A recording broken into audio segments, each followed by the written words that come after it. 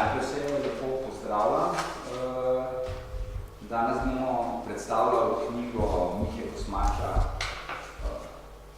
gor imate napisano, kako je naslov. Bi pa najprej dal besedo predstavnici založbe, da pove to, kar ima v svojem imenu za povedati. Prosim. Najlepši pozdrav na današnji predstavitvi strani znanstvene založbe Nades, znanstveno-raziskovalnega središča Koper, ki je knjigo izdala. V veselje nam je, da imamo priložnost predstavljati danes knjigo, ki sicer obravnava zgodovinsko tematiko, ampak ta zgodovinska tematika vsako leto februarja postane znova aktualna, kot se je recimo zgodilo v primeru Bazovice in italijanske politike, ki se je na to odzvala na svoj način, tako da kaj več o tem bi prepustila strokovnjakom, ki vam bodo na koncu tudi razčistili kakršnokoli vprašanja. Ob koncu imate priložnost tudi dobiti knjigo s popustom danes, tako da kdo bo želel, moramo razpolagati. Hvala. Hvala lepa. Miha Kosmač je to v bistvu predelana doktorska disertacija, ki je obravnal že na Univerzi na Primorskem v Kopru. Bil je tudi raziskovalec na Inštitutu za zgodovinske študije znanstveno-raziskovalnega središča v Kopru do leta 2016, od 2010 do 2016. Od lanskega leta pa je zaposlen v mestnem muzeju Idea kot kustos. Zdaj, mi smo si zamislili... Sam nekaj vmes, novo počenje očko odločili, tako da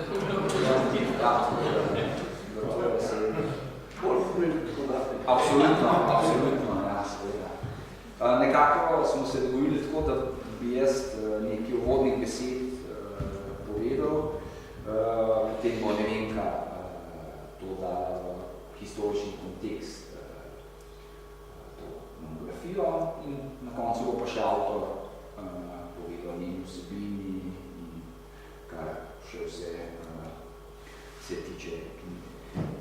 Jaz se bom osredotočil na naslov, to se pravi etnično homogena Evropa. In bom predstavil genezo tega pojma, kdaj, zakaj in kje se pojavil in kaj pomeni.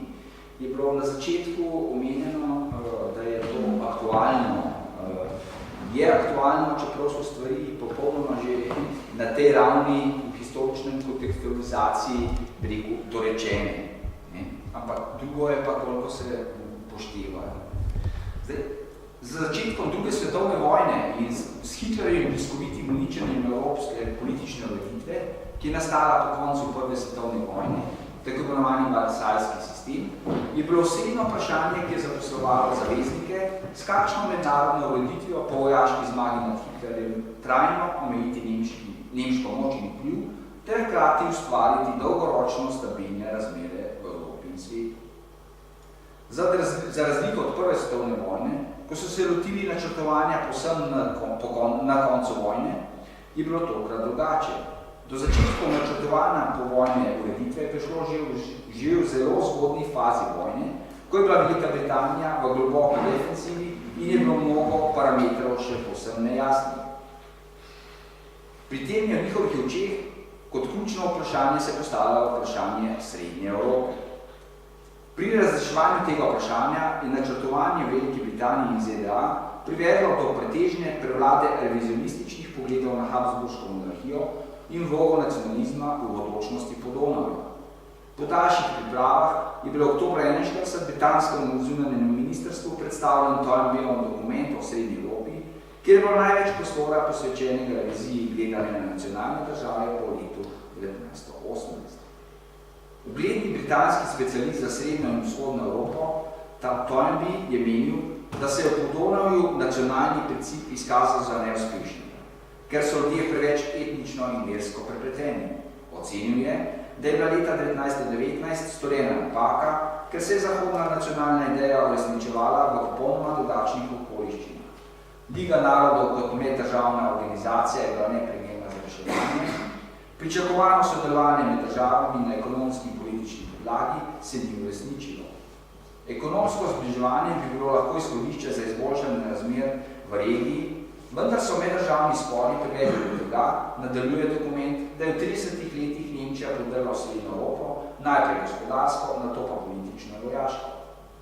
Na podlagi historičnega revizionizma so dokumenti prišli do sklepa, da predstavljajo ustavne strukture izpred leta 1918 najprimernejšo obliko, vendar tokrat brez Habsburške dinastije. V študiji predlagana Podonavsko federacijo bi ekonomsko in diplomatsko podporilo zahodne sile. Federalne ustanove bi kombinirali z lokalno in kulturno avtonomijo in bi te sestavljali široko, tolerantno državo. Ta tvorba bi bila sposobna ekonomskega preživetja in bi se lahko uspešno opirala morebitni ponovni nemški agresiji. Vrednotenje avstro-ogrske strani ljudi, ki so leta 1918 pomagali rušiti, je bilo tako bistveno bolj pozitivno. Ta sprememba je nastala tudi pod čustvenim vplivom nemške agresije. Tako je, na primer, nek dokument, zabeleženo je bilo, citiram, potrebovali smo kataklizmo te vojne, da so se evropski javnosti odprle oči in prevedeli mnenja, da je potrebna Podonavska enotnost, konec navedbe. Da pa za bliskovito Hitlerjevo podreditev Srednje Evrope ni bil vzrok zgolj nestabilnost nasledstvenih držav zaradi njihove multietične sestave, je demantirala po leti 1940 tudi kapitulacija Francije. Dejansko se je izkazalo, da so bili takšni načrti računi brez krčmarja.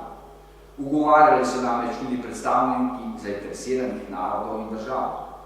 Po napadu Hitlerja na Sovjetsko zvezo so opcije v srednjeevropskih federacijah postale tudi v širšem mednarodnem okviru povsem brezpredmetne, ker Sovjetska zveza za take načrte ni bila zainteresirana in je celo nasprotovala.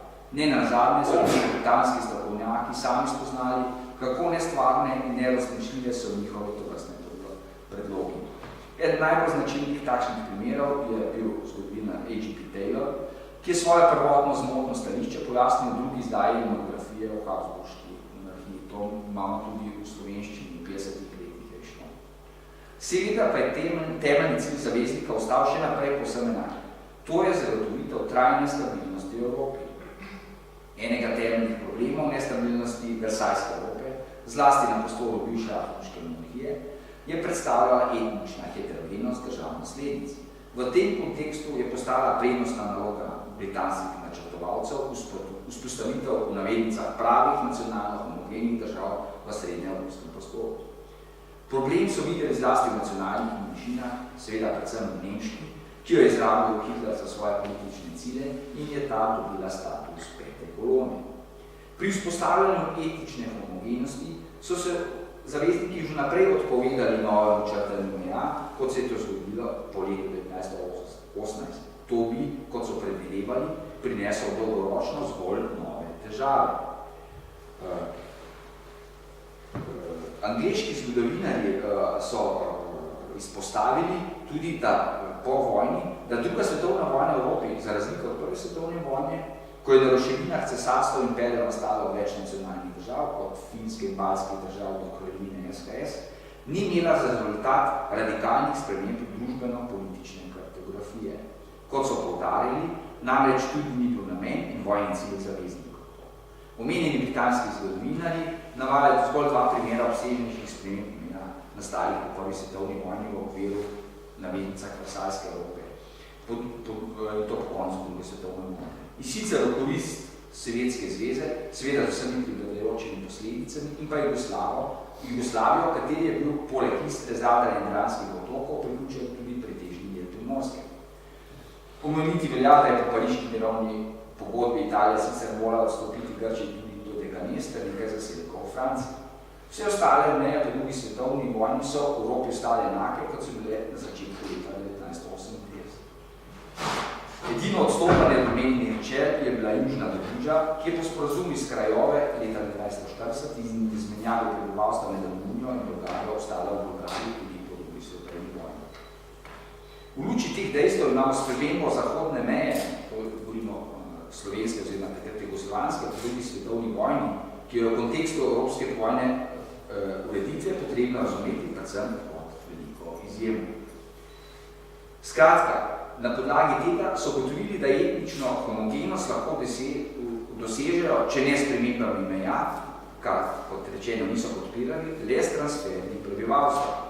Opustitev ideje o federativni nadnacionalni ureditvi srednje Evrope, ki pri večini političnih elit tega prostora ni doživela pozitivnega odziva, je tako dejansko pomenila tudi zavezniški sestanek na kolektivni zgon manjšin. Seveda so imeli takrat v misli predvsem nemško, kjer so že obstajali nameni in načrti, zato med Čehi, Slovaki in tudi drugim narodom, da se te stvari na radikalni način rešijo. V tem pogledu uresničitve nacionalno homogenih držav je namreč obstajala med elitami teh držav velika volja. Tako da zahodnim zaveznikom pravzaprav te volje ni bilo treba posebej usiljevati, dali so le proste roke, da se po zmagi nad Hitlerjem lahko tudi neposredno izrazil.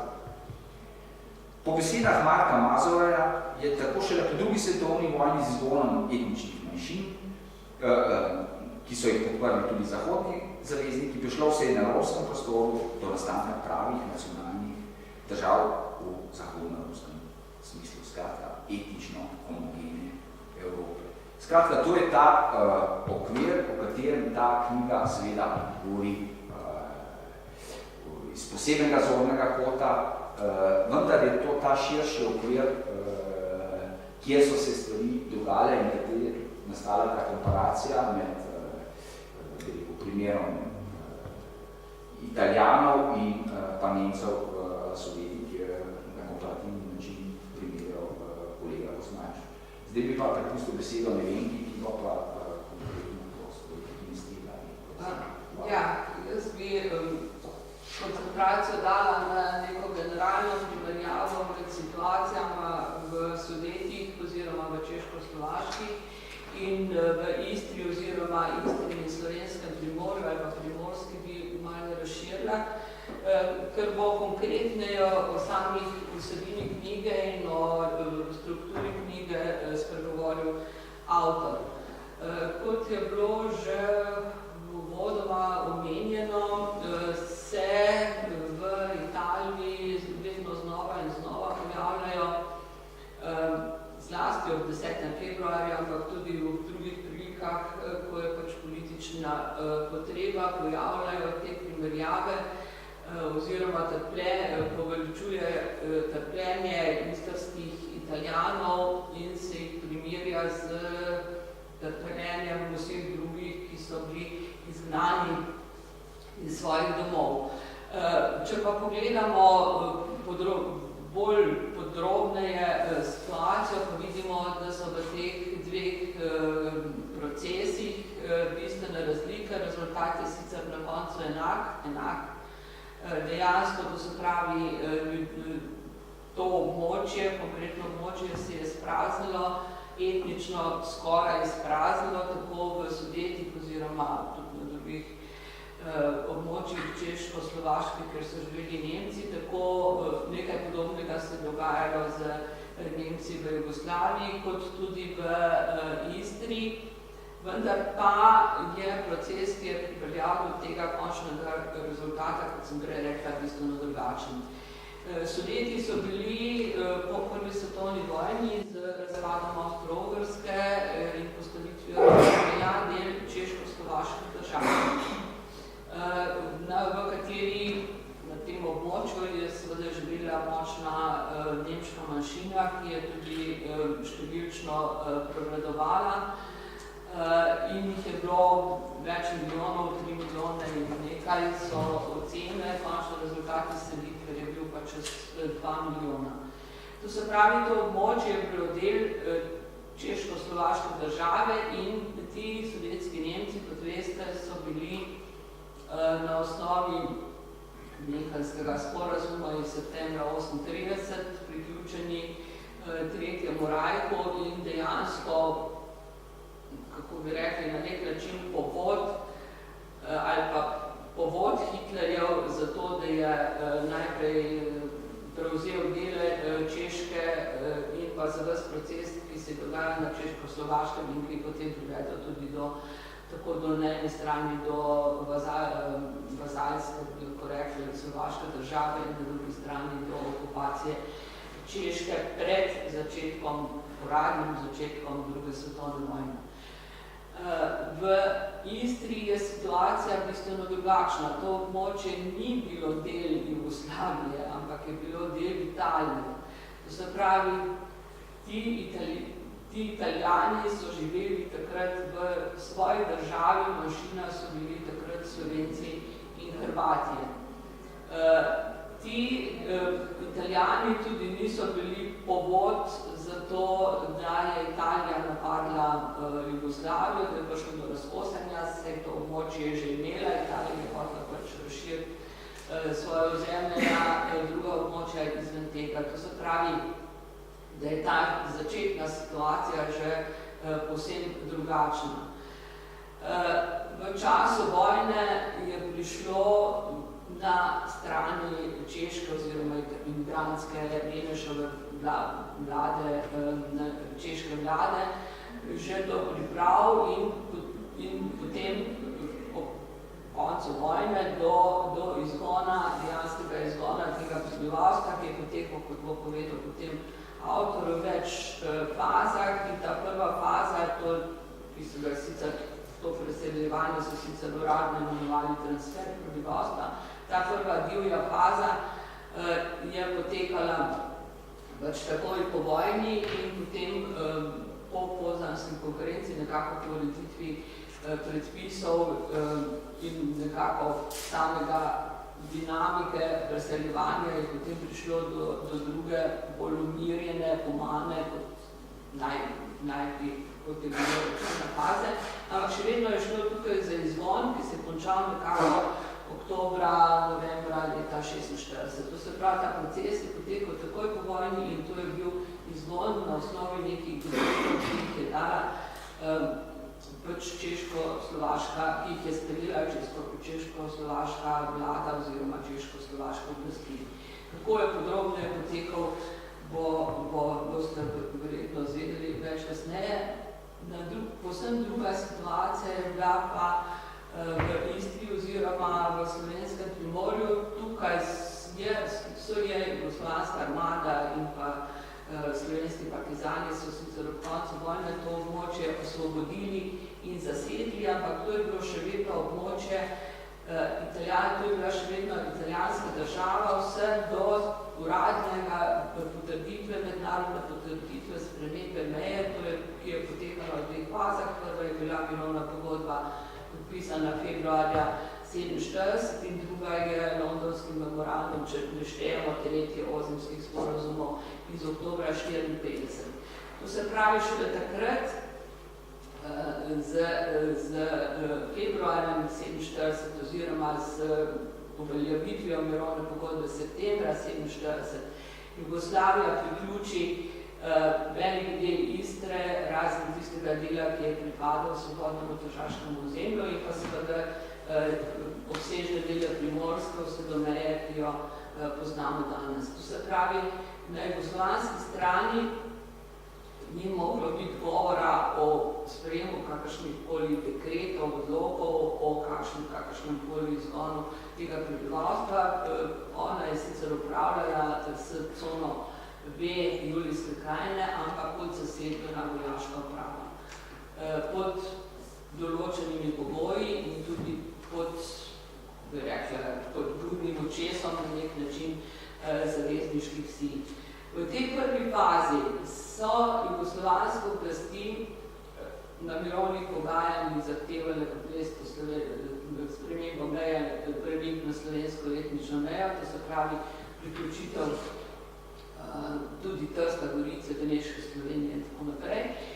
In da bi to dosegli, so zlasti glede Trsta bilo vrsto vprašanje Italijanov. Trst, tudi jugoslovanske oblasti so priznavale, da je Trst večinsko italijansko mesto in jugoslovanske oblasti so skušale pridobiti naklonjenost Italijanov zato, da bi podprli teh Italijanov, potem možno seveda, da bi podprli priključitev k Jugoslaviji, zlasti iz tega socialnega razrednega vidika. To se pravi, na jugoslovanski strani glede tega ni šlo za izgon, odstranitev italijanskega prebivalstva v tej fazi, ampak za to, da se jih pridobi in je bilo odseljevanje kvečemo za njih zadeva, ki jim je bila v škodo in proti kateri, ki so ga skušali preprečiti, kot pa da bi ga skušali v tej fazi na kakršenkoli način podpirati. Poleg tega je bil odnos do Italijanov bistveno drugačen kot odnos do Nemcev. Že med vojno so v načrtih priprave za povojni čas potekale vidne te distinkcije med vlogo okupateljev oziroma posameznih narodov in odnosom po vojni. To se pravi, italijanska manjšina je tudi zaradi tega, ker je prišlo po kapitulaciji Italije do dokaj postopoma tudi z velikimi težavami, občasno do obsežnega sodelovanja med italijanskim in jugoslovanskim, slovenskim in hrvaškim osvobodilnim gibanjem. Seveda je bil ta odnos do Italijanov bistveno drugačen, kot je bil odnos Čehov do Nemcev ali pa Jugoslovanov do Nemcev. Poleg tega so Jugoslovani poskušali da bi to dosegli nekako, so poskušali že med vojno in pa po vojni tej fazi delitve s tako imenovano politiko slovensko ali pa slovansko-italijanskega bratstva, v kateri o neki politiki češko-nemškega bratstva je nepredstavljivo govoriti. V drugi fazi, po mirovni pogodbi, v tej prvi fazi pride do izseljevanja italijanskega, sicer prihaja do izseljevanja italijanskega prebivalstva, tudi do pobegov, ampak ne tako množičnih, zlasti iz reke.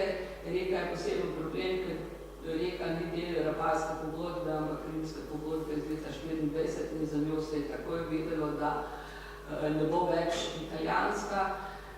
In pa potem iz konec leta 1946, ko so že znana določila mirovne pogodbe, iz Pulja, ki je bil enklava cone A, to se pravi pod anglo-ameriško zavezniško vojaško pravo, v Istri, to se pravi v okviru cone B je bila ta enklava cona. In tu pride do množičnega izseljevanja, ki ga avtor podrobneje opisuje, ki je pa do neke mere rezultat propagande, bi lahko rekli, italijanske strani o tem, kako je v Jugoslaviji nemogoče živeti, da Italijani pač v Jugoslaviji nimajo nekega možnosti razvoja, obstoja in tako naprej. Tako da je to izseljevanje samo iz Pulja, medtem kot celotna cona B v tem delu do tega ne pride, je pravzaprav neka vrsta manifestativna akcija in ti tako imenovani ezori se izseljujejo potem po celi Italiji, ne pa tudi in tudi v bližino meje, na Goriško in Tržič, ne pa tudi množično v Trst, kar takrat to prepreči zavezniško vojaška prava, ki upravlja s cono B, zdaj pa svobodnega tržaškega ozemlja in nekako preprečuje prehod teh jezerov na to območje. Zdaj,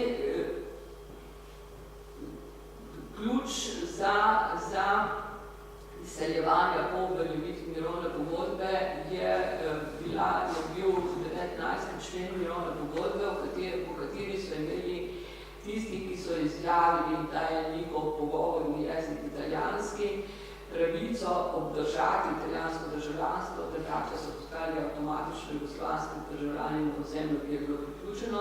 In pogoj je bil tak, da ko so ohranili italijansko državljanstvo do določenem roku, se tudi odselijo na območje Italije. Te opcije so bile potem vlagane seveda zaradi ureditve državljanstva. Zdaj njihovo število bi se dalo ugotoviti, imamo točne podatke, kot jih navaja avtor za slovensko območje, 11.000 in nekaj odobrenih, medtem ko za hrvaško območje bi podatki verjetno morali biti smo, do njih je treba točnih priti. Je pa specifika v tem, da so te opcije za slovenskega ozemlja dejansko opcije tako imenovanih relikolov, to so ti, ki so se v času po prihodu Italije, zlasti v času fašizma, priselili na zbirovno pogodbo priključena območja k Sloveniji in so potem večinoma že odšli kmalu po kapitulaciji Italije, tako da so te v bistvu uveljavljali ta državljanski status. Zanje ne moramo govoriti, da so to avtohtoni Italijani in da so to dejansko ezuli. In tudi Italijani sami priznavajo, vsaj strokovni krogi priznavajo, da ta termin ezuli dejansko za te tako imenovane renikole ne more veljati. Za slovensko ozemlje je druga faza množičnega izseljevanja šele po tržaški krizi oktobra 1953, to se pravi v času, ki ga pa ta knjiga še ne zajema in bi bilo verjetno dobrodošlo, če bi avtor delo nadaljeval in potem zajel tudi to obdobje. Tako da je rezultat nekako ta, do leta 1948, da se izseli veliko število istrskih Italijanov z hrvaškega območja, da so med njimi tudi kar precejšno število relikolov, da se ocene tam okrog 150–200 tisoč, da pa dejansko so imeli, oziroma velika večina, razen tistih, ki so bežali pred jugoslovanskimi oblasti iz razlogov, ne zaradi svoje nacionalnosti, kot se je to dogajalo v Češkem, ampak Češko-Slovaškem, ampak zaradi svoje dejanj v preteklosti ali pa, ker so bili politični nasprotniki podobni in so zato dejansko odšli. Drugače pa je za razliko od Sovjetov oziroma od Češke, kjer prebivalstvo ni imelo možnosti izbire ali skoraj ne, razen redkih izjem priznanih proti fašistov, so ti Italijani imeli možnost izbire in pač pogoji so bili težki, ampak zlasti pritiski na nivoju ideoloških, socialnih pritiskov, ne pa na osnovi nacionalne pripadnosti posameznika. Jaz bi zaenkrat to hvala Nevenki za to historično kontekstualizacijo. Ne bi tukaj avtorja prosil, da spregovorili. Hvala za besedo. Jaz sem že vmes, da bo malo lažje pokazal dva zemljevida tega, da mislim, da prvi bi se pravi od Sudetov, se pravi, da smo nekako, mislim, da zdaj časovno prostorsko umeščeni, druga dva sta prav sta pa glede cone A in cone B Julijske krajine in pa kasneje še cone A in cone B svobodne državške ozemlje. No, na začetku povem, da sem sam si izbral, se pravi, zaradi samih omejitev, ki jih predstavlja primerjalna zgodovina, se pravi časovni okvir do leta 1948. Deloma je k temu prispevalo, se pravi, eden razlogov, da je bila leta 1948 Jugoslavija izključena iz Informbiroja in pa tudi takrat v februarju leta 1948 je prišlo tudi do prevrata, se pravi na Češko-Slovaškem, ko so dejansko komunisti prevzeli celotno oblast. Toliko mogoče na kratko glede same časovne omejitve. No, same monografije je pa srednji raziskovalni problem, predvsem se pravi glede odnosa jugoslovanskih in pa češko-slovaških oblastnih struktur, da izseljevanje prebivalstva iz Istre in izvane Sudetov obravnava na treh ravneh, sicer na mednarodni, nacionalni in pa lokalni ravni. Poleg tega pa sta obmejni območji Istre in Sudetev, se pravi vrščeni v nek širši evropski kontekst, se pravi povojnih migracij prebivalstva iz srednje in vzhodne Evrope.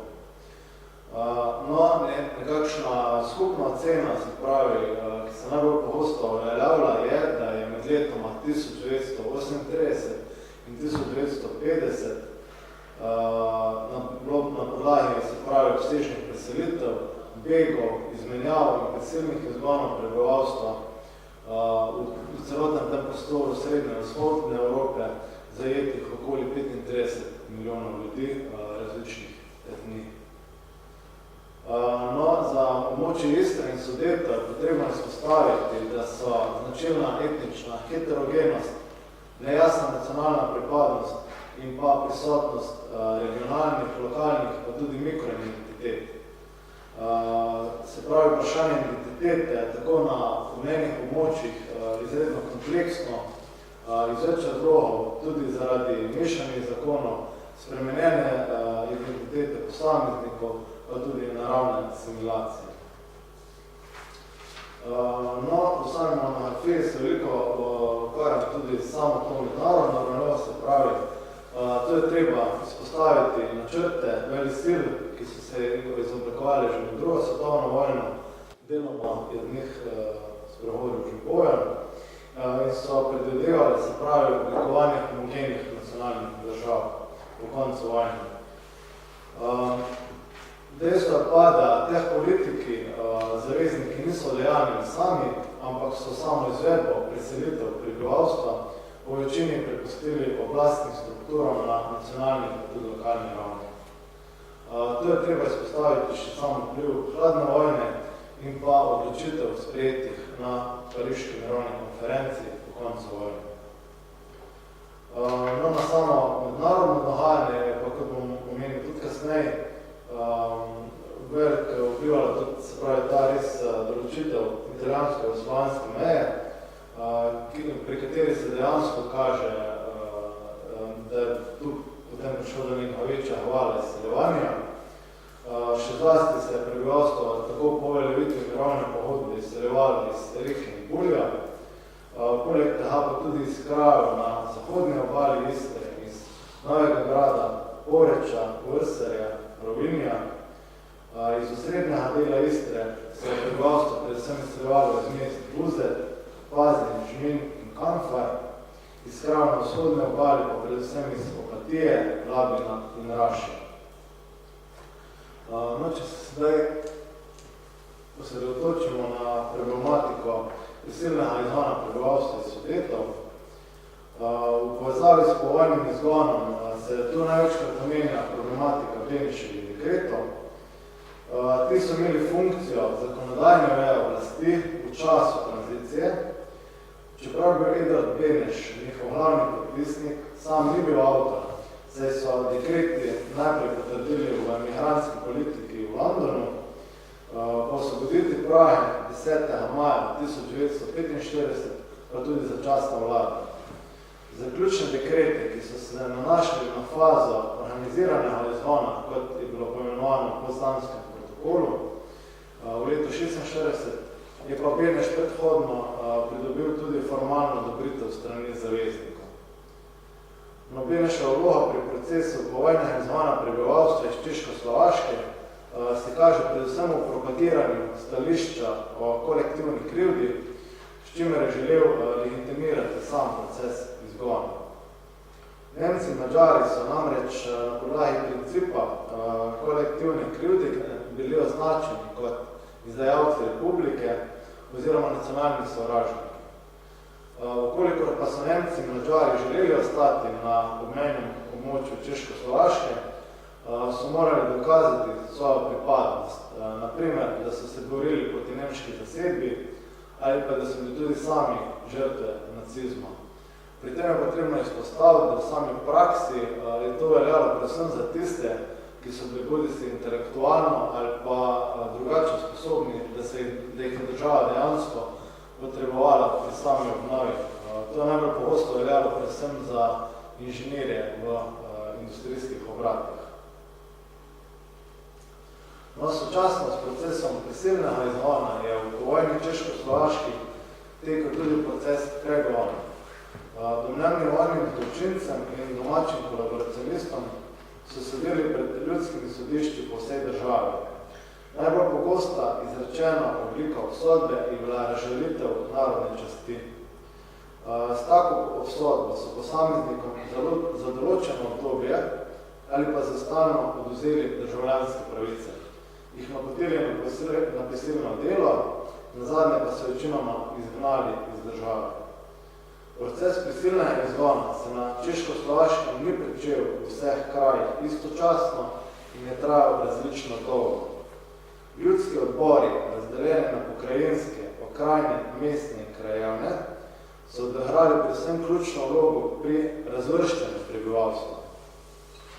Enote vojske in varnostno-obveščevalnih organov so skrbile za namestitev prebivalstva predvidenega za izgon v prehodna zbirna taborišča, njihovo varovanje in na to samo izvedbo izgona.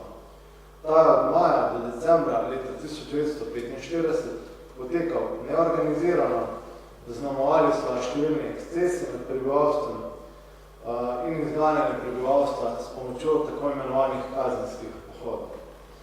V procesu izgona niso bili zajeti samo nacionalni sovražniki, Nemci in Madžari, ampak tudi tradicionalno izobčene skupine, kot so Judi in Romi, ter domači kolaboracionisti.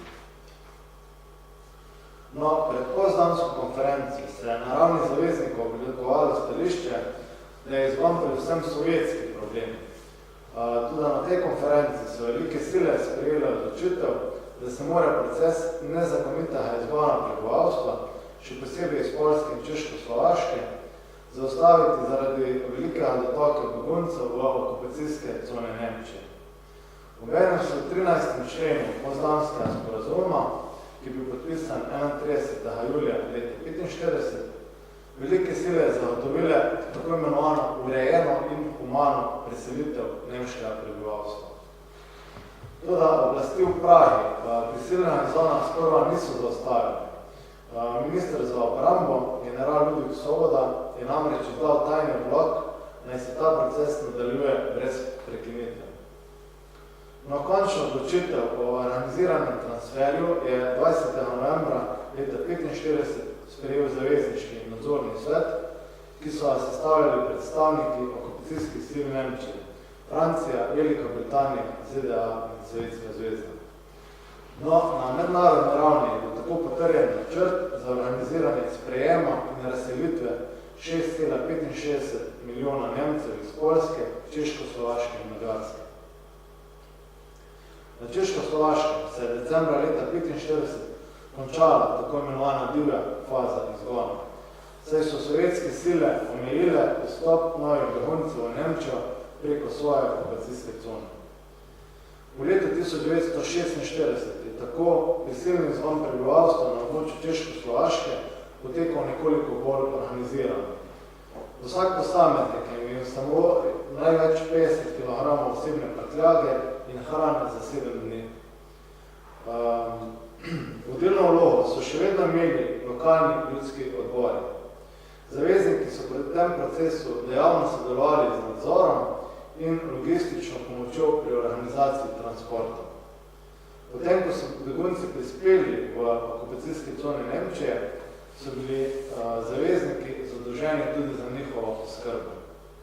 Na Češko-Slovaškem so centralne oblasti ugotavljale, da imajo največ težav z delovanjem ljudskih odborov mestnih, kjer medvojno ali po njej med lokalnim prebivalstvom niso imeli na razpolago dovolj zanesljivega kadra. Opozoriti je treba, da je del problema s kadrom tako na Češko-Slovaškem kot tudi v Jugoslaviji izviral predvsem iz politične, ideološke in pa tudi družbene oziroma razredne usmeritve režima. Med vodstvenim kadrom so prevladali predvsem delavci in neizobraženi ljudje, kar je predvsem veljalo za manjše kraje.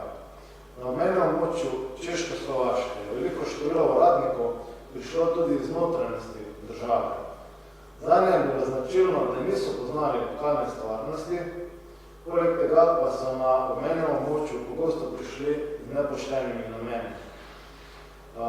Med prebivalstvom lokalnim se jih je tako prijel izdevek Zlatokopi.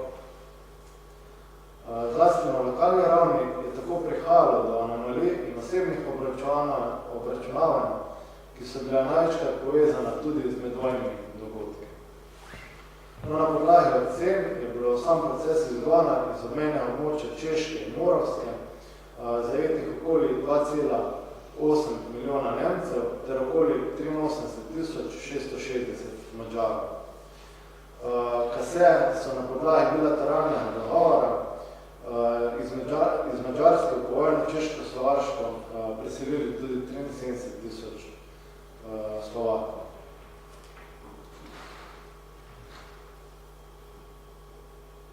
No, v primeru povojne Jugoslavije, kot je bilo že rečeno, se pravi, po zakonu, ki bi na podoben način kot Beniševi dekreti predvidel izvajanje italijanskega prebivalstva, ne moremo govoriti.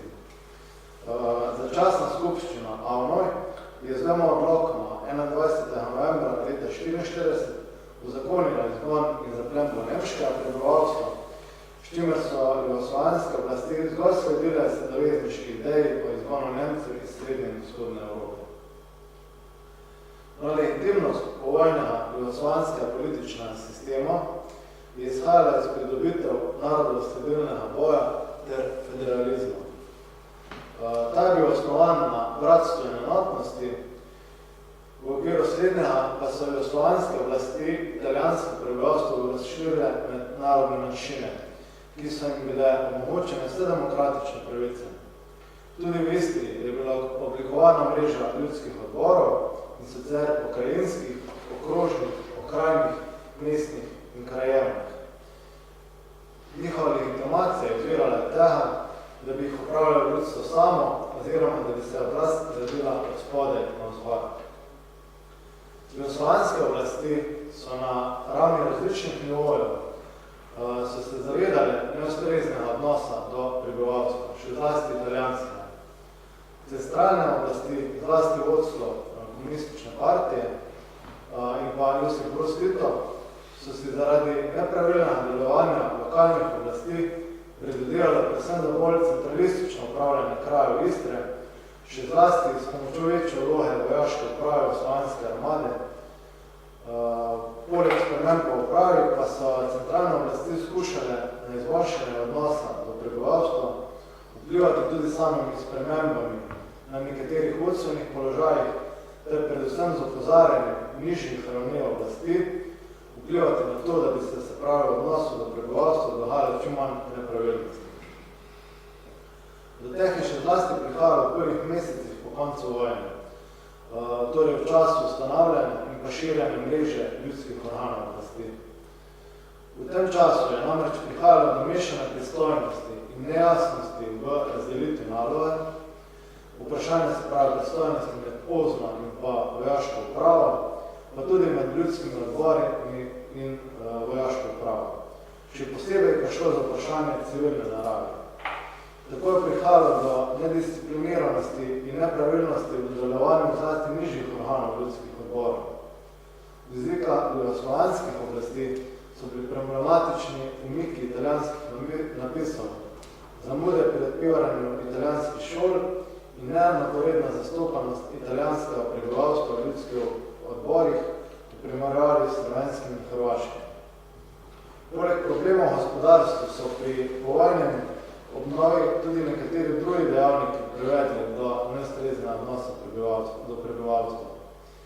Premalo pozornosti je bilo namreč namenjeno socialnemu stanju prebivalstva. Pojavila sta se nezmožnost izvrševanja ukazov in drugačno tolmačenje le-teh na ravni ljudskih odborov. Prihajalo do pomanjkanja ustreznega kadra in ponekod tudi že preveč številčnega ali pa zbirokratiziranega aparata uprave. Taki primeri so se na primer dogajali v okrajnih in mestnih odborih v Umagu, Pazinu, Poreču, Vodnjanu in na Raši. No, izporočil na lokalnem nivoju pa izhaja tudi problem nepismenosti med prebivalstvom. Z vidika jugoslovanskih oblasti so ljudski odbori opažali pasivnost prebivalstva, še zlasti italijanskega, ki se ni udeleževalo akcij in pa manifestacij za priključitev julijskih krajnih v Jugoslaviji. Neudeležba je bila tudi v udarniških akcijah ali pa so se izogibali vpisu v slovensko-italijansko antifašistično unijo in pa tudi drugih množičnih organizacijah režimov. No, na podlagi poročil enot narodne zaščite in OZNE je bilo širše koprsko območje zaradi bližine meje s Krstom privlačno za ilegalne pobege posameznikov. Na tem območju so tako delovale tudi različne skupine posameznikov, ki so ljudem tudi iz notranjosti Istre v zameno za denar omogočili ilegalni prehod meje. Za oblasti je bil dolgo časa velik problem predvsem tako imenovana banda Balčič-Jordan, ki je uspešno organizirala izselitev več ljudi iz vasi širšega koprskega kraja, potem pa niso bili uspeli veti organi narodne zaščite na demarkacijski črti. No, jugoslovanske oblasti so z administrativnimi ukrepi in zavlačevanjem različnih postopkov ovirali izseljevanje prebivalstva. V tem času, v času do mirovne pogodbe, leta 1947, so vlastne organi omejevali predvsem prehod preko demarkacijske črte, tako, da niso izdali prepustnic. Posameznik, ki se je hotel za stalno preseliti v Italijo, je moral predložiti dokaze o lastnini, ki jo namerava nesti s seboj, in tisti, ki jo namerava pustiti. Oblasti so skušale odvračati prebivalstvo celitve tudi z določitvijo maksimalne vrednosti lastnine, ki jo posameznik lahko odnese s seboj. No, mirovna pogodba z Italijo je v 19. členu določila, se pravi, državljanstvo oseb na Jugoslaviji priključenem ozemlju in možnost opcije za italijansko državljanstvo. Pri tem je treba izpostaviti, da se je predvsem dolgo časa pojavljal problem z razlago kriterija občevalnega jezika, ki je bil določen z mirovno pogodbo. Kriteriji so jugoslovanske oblasti enačile s pojmom maternega jezika in ga povezovali s kriterijem narodnosti. Tiste osebe, ki so se želeli izseliti, so opcijski zahtevek vložile v tujini na jugoslovanskem diplomatsko-konsularnem predstavništvu. Osebe, ki pa so prebivale na priključenem območju Istre in so želeli optirati, pa so podali opcijsko izjavo pred pokrajnim ali mestnim ljudskim odborom. Na skladno z veljavnimi predpisi so bile na to opcijske izjave, odvisno od prebivališča posameznika, predane v odločenje na Republiško ministrstvo za notranje zadeve, Narod Republike Hrvaške in pa Narodne Republike Slovenije. Zveznemu ministrstvu za notranje zadeve v Beograd pa so bile posredovane tiste zadeve, ki jim republiški organi niso mogli priti do zaključka. No, po sami odobriti opcije so na to imele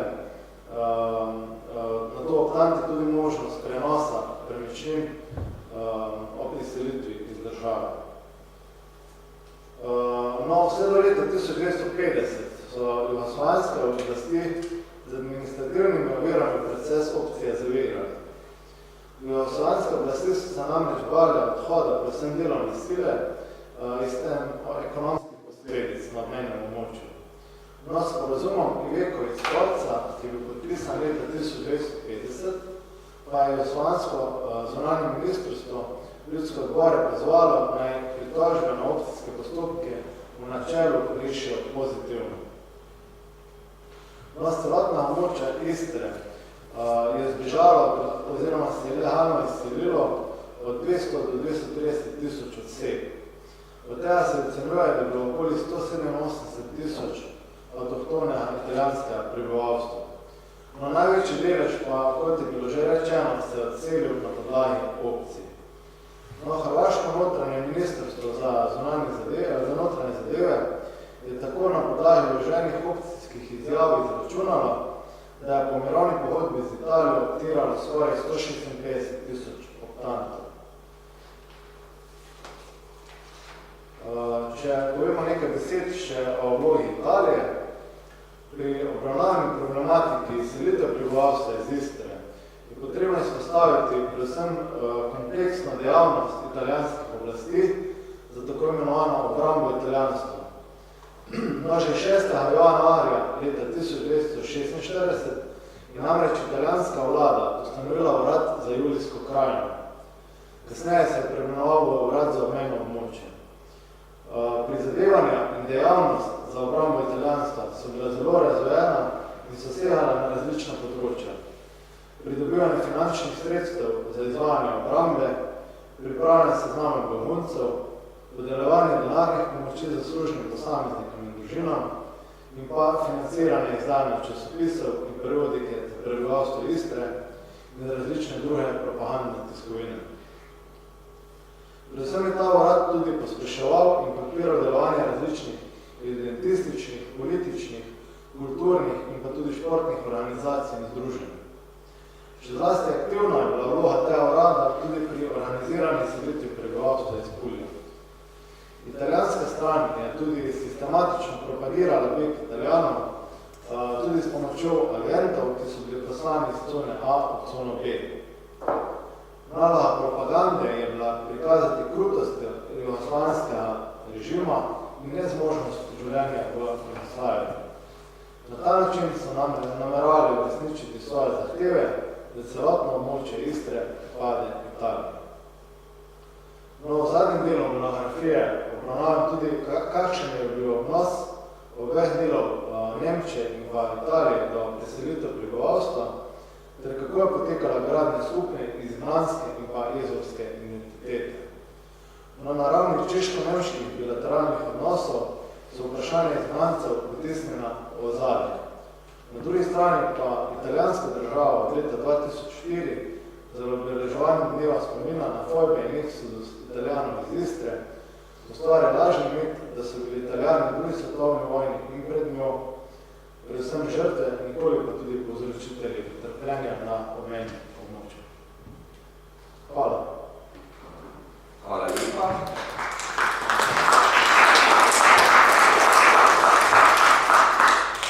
To je bilo precej izčrpno, pa vsem dam še publiki možnost, da če koga kaj zanima, da vpraša. Oziroma pripomni in dopolni.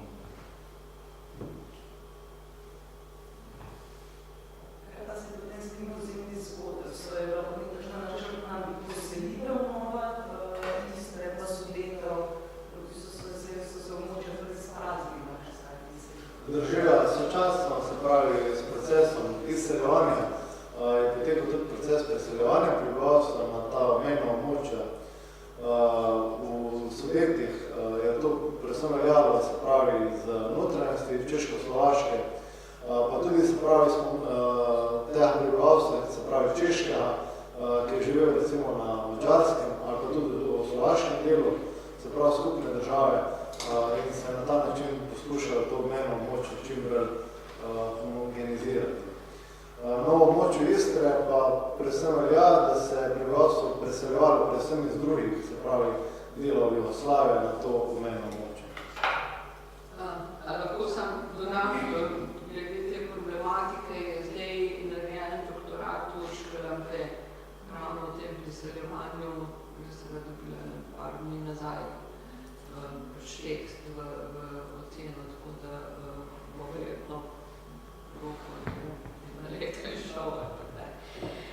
Sem želim pri besedi še nekaj. Zdaj, glede premoženja, obtanki so imeli pravico prenosa pravične lastnine, medtem ko za ostalo lastnino je pa treba vedeti, da je mirovna pogodba določila tudi reparacije, ki jih je morala plačati Italija.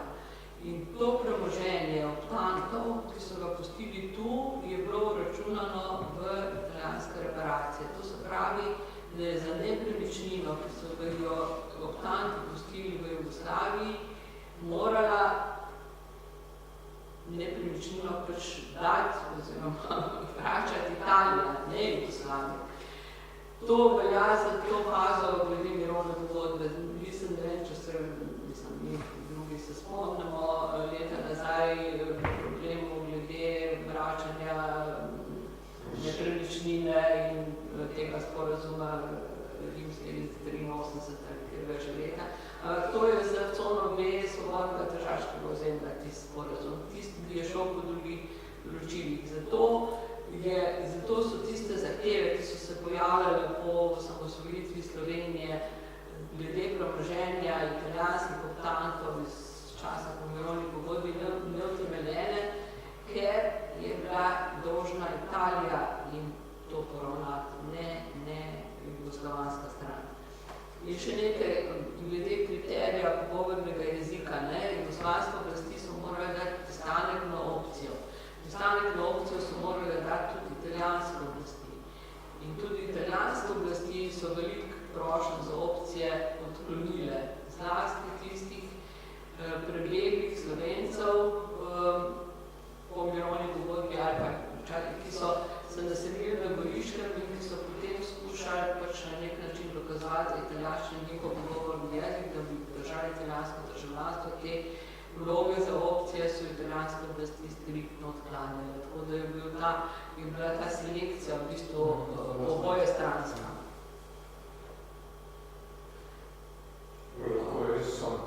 Samo nekaj dodam.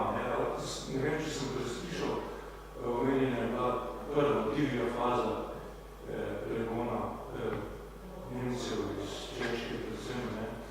Ne vem, če sem preslišal, ampak ta divja faza je zahtevala zelo veliko število žrtev.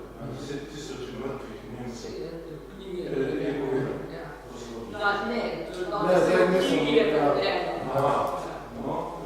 Medtem ko v isti seveda je bilo tudi več faz izseljevanja, zelo različnih, ampak ne primerljivih s tistim, posebej po številu žrtev, ki jih tako rekoč v faza izseljevanja ni bilo, kakor vem, pojav folk pa je izven tega. A nekaj drugega, ne? To ni Imaš še to, da nemški, pa tudi v zadnjih časih češki avtori so to že precej dobro obdelali. Ja, sej, glavna razlika je ta, da je Češka pa nemška država sta dejansko takoj ob razpadu Berlinskega zidu vložila res velike finančne sredstva v dejansko primarne raziskave. Večinoma so zbrane tudi v teh knjigah, ki sta jih izdala Thomas Tanner in pa Adrian Fallenburg in dejansko zajemajo, se pravi, arhivski veri iz različnih, tako lokalnih, nacionalnih arhivov. In tudi zaradi tega je bilo mogoče dejansko, da je ta problem nekako izginil potem tudi iz te politične izrabe, medtem ko se pravi na te naši nekdanji jugoslovansko-italijanski meji, je bilo ta proces povsem drugačen. Že v tem kontekstu imamo vprašanje, če poznaš, kako se je izteklo delovanje Nemško-Češke zgodovinske komisije.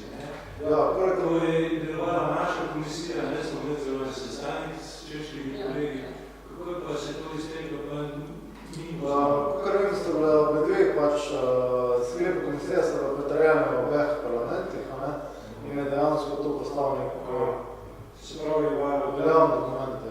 Bolj pozitivno se končalo kot v naši komisiji. Sicer so skušali potem podobno, recimo kot v času slovenskega vstopa, tudi v času češkega vstopa v Evropsko unijo nekako izpodbijati, ampak je potem hmalo prišlo tudi na ravni, se pravi, najvišjih inštanc države do ena reza, da je pač to neko področje, v katero se pač ne sme napravno posebno.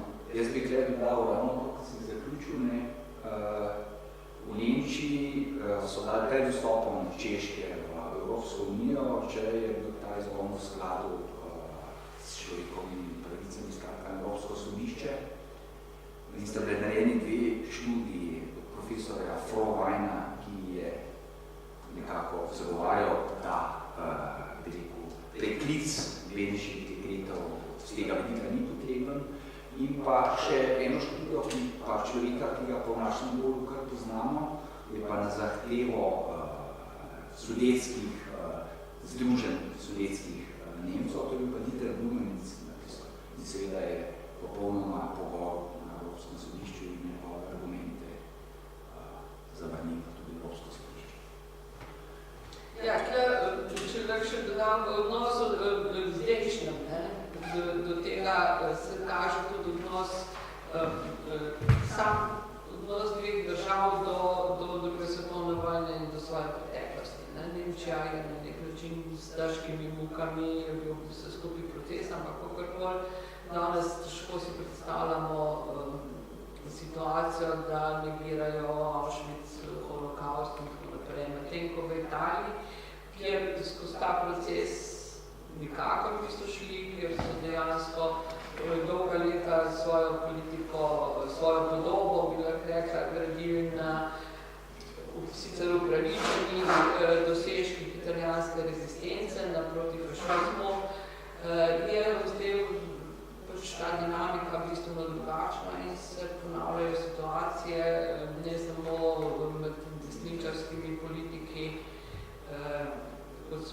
ki smo jih slišali zadnjič v Bazovici, ampak tudi med levico in med drugimi, od katerih nekako bi pričakoval malo večje objektivnosti. Moram pa reči, da pa, kar se pa tiče italijanskih zgodovinarjev, so pa tukaj opravljali pomembno delo in nikakor ne podpirajo velike večini z izjemami tez, ki se pojavljajo v politiki. Omenila bi še, da je pred kratkim lani izšla nova knjiga Ravla Pupa ravno o reki, o položaju na reki z naslovom Fiume città di passione. Tako da, če koga zanima. Maja, še nekaj? Ja, mene pa zanima, kak je bil odnos češko-slovaških oblasti, če mogoče veste, drugih narodnih manjšin in etničnih skupnosti. Ali je tudi prihajalo do kakih izmenjav z nastajajočimi ljudskimi demokracijami, pa glede na to, da smo omenili, da je prišlo do tega izseljevanja pregona tako na češko-slovaškem, mačarskem, kot na Poljskem. Morda veste, kakve so te podobnosti razlike v posameznih državah med temi procesi, kar se tiče nasilja, organizacije in tako naprej. Koliko vam je znamo, no? Zdaj, če smo najprej se pravi dotaknili prvo vprašanje, glede se pravi preselitev. Te so potekala že takoj po koncu vojne, ne? Predvsem se pravi iz teh območij, ki merijo, se pravi predvsem Mačarske, deloma Avstrije, se pravi prihajalo do medsebojnih tako imenovanih izmenjav prebivalstva, ne? Se pravi na podlagi diplomatskih akcij in podobno. Ne? Dejansko se je dalo, se pravi, poizvedovanje med prebivalstvom in poskušajo tudi mobilizirati, da se pač prebivalstvo prijavi in se potem priseli v drugo državo. Zdaj, drugo vprašanje se pravi se nanašalo na primere na Poljskem in tak naprej. Ne? Zdaj, predvsem kar se tiče glede Nemcev, ne, so določene podobnosti, ne, predvsem se pravi glede tega prvega nasilnega vala, ne, da je s prodiranjem se pravi sovjetske oziroma rdeče armade z vzhoda, ne, dejansko prihajalo do teh množičnih begov že prej in pa tudi do nasilja nad prebivalstvom. Medtem ko pa potem podobno veljalo se pravi za Češko, Poljsko in pa za Mačarsko, da se potem tudi na organiziran način se pravi se prebivalstvo izseljevalo. Zdaj, kar se tiče drugih način, je bil podoben proces po vseh državah, se pravi tudi potem recimo v Romuniji ali pa drugje tudi na Balkanu, ne, da kjerkoli so bile kakšne načine in je bila interes bilateralni, da pride do izmenjave, do tega prihajalo. In praktično tudi po vseh državah so se dogajali. Tudi recimo znotraj same Sovjetske zveze prihajalo do večjih izmenjav prebivalstva. Ja, omenjen je to, če sem prav slišal, tudi izgon Romov in Judov. Najprej bi omenil izgon Mačarov. Očitno je ta izgon Mačarov v meji z Mačarsko potekal selektivno, kajti danes je na Slovaškem velikem mačarskem večinu. Zanimivo bi bilo kaj več, če je znano videti, slišati o izgonu Romov in Judov, kar je pa mislim. Ja, zdaj tukaj predvsem bi rekel, kar se tiče kvantifikacije, ne, v manjšem številu, ampak so predvsem tudi recimo v tej knjigi, teh serijah arhivskih dokumentov, ki sem pomenil prej, so zbrani podatki bolj podrobni tudi o tem recimo. Da dejansko so bili zajeti ta proces. Predvsem se pa to dogajalo v manjših krajih, kjer se dejansko skušalo počistiti na ta obmejna območja. Bi tukaj še asociacijo, ki je Boris rekel za Mačare, ne? Z Jugoslavije pa Mačarov vse taki veliki množični pač tega ni prišlo. Je bilo nekaj pobegov. Ne se pravi,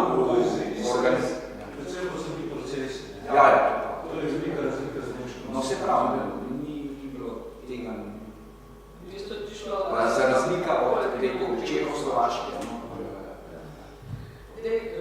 In še mogoče v okviru tega, kar si ti na začetku govoril, teh preselitev prebivalstva. Na nek način se je ta teza pojavljala tudi po mirovni pogodbi z Italijo, ker dejansko je mirovna pogodba, če gledamo ocene, vsej točnih številk nimamo, ampak nekako kalkulirana na ta način, da je moramo upoštevati, da je bilo tudi ustanovljeno svobodno tržaško ozemlje, to se pravi Trst in to ne šteje, ampak če gledamo manjšina, ki je ostala v Italiji, manjšina, ki je ostala v Jugoslaviji, je številčno približno enako, to se pravi, je tudi vložen na nek način strani zahodnih zaveznikov predviden možna zamenjava prebivalstva. Seveda se kalkulira pa na nivoju Jugoslovanov, ne pa Slovencev in Hrvatov, če gremo pa na nacionalnosti, je pa rezultat bistveno drug. Slovenci smo tam postili veliko več ljudi. Zdaj, tukaj recimo tudi v tem dokumentu Toynbea se omenja tudi ta primer, tudi ocena, glede izselitev, ampak zanimivo je, da ne poznam pa slovenskega zgodovinarja, da bi dobil ta dokument v roke. To bi bil po mojem zelo zanimiv izziv. Jaz mislim, da tudi kar se tiče teh nekih anglo-ameriških načrtov glede preselitev prebivalstva, bi bilo sigurno ena zanimiva tema za domov. Drugače pa ta izmenjava prebivalstva nekako po prvi svetovni vojni zlasti s to turško-grško zadevo nekako bila institucionalizirana kot oblika reševanja. Ja, se pravi pač vojno. No. Tam so Grki morali predvsem držati, ko se zgodili vojno. To je rečeli tisto, kako regulirano. Ja, leto 20, s podpisom mirovne pogodbe dejansko bilo tudi... Ni bilo upoštevano, to je drugo. No, ni bilo pa kot, da so mednarodne inštitucije to nekako sprejele kot način reševanja. V praksi je bilo seveda to znatno drugače. Prej pa tega sploh ni bilo regulirane na tej ravni.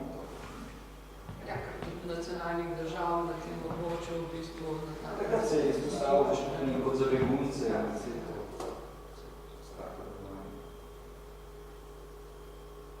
Dobro. Še eno vprašanje v zvezi z formo.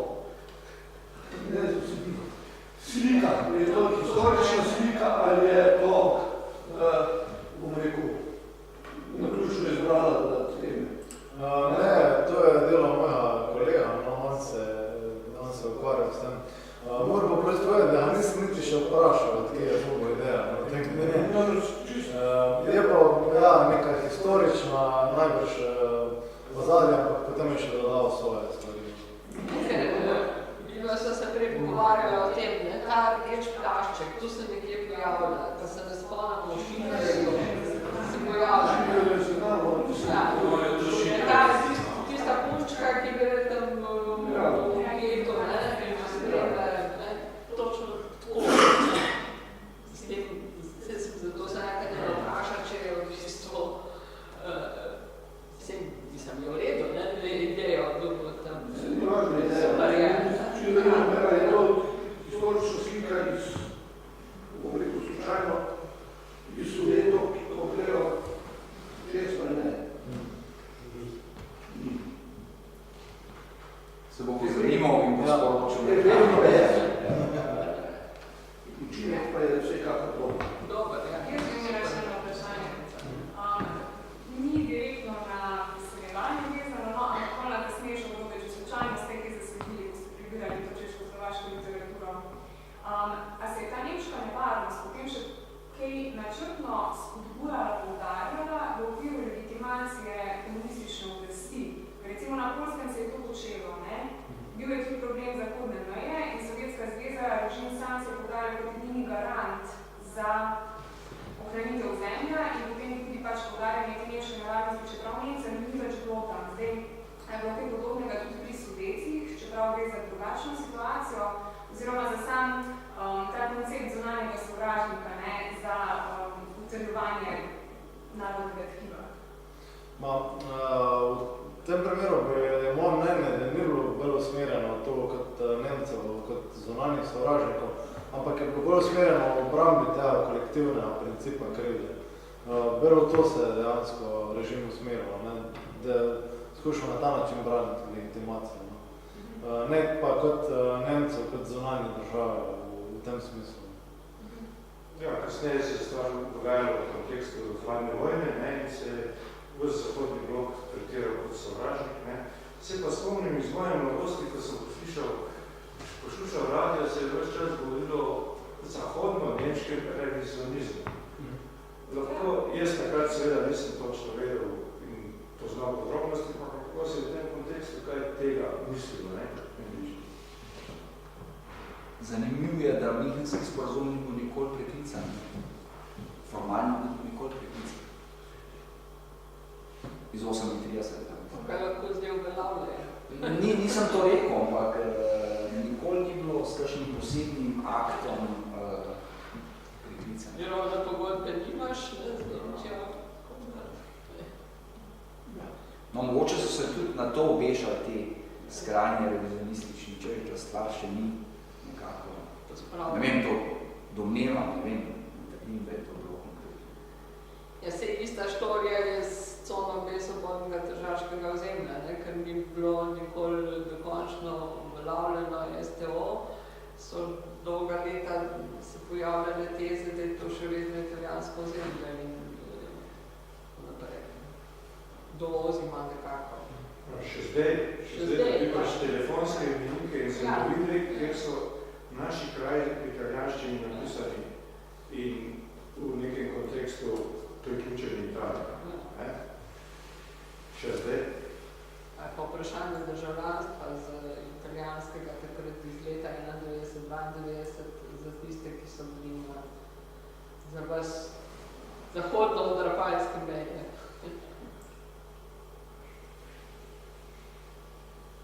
Še kdo?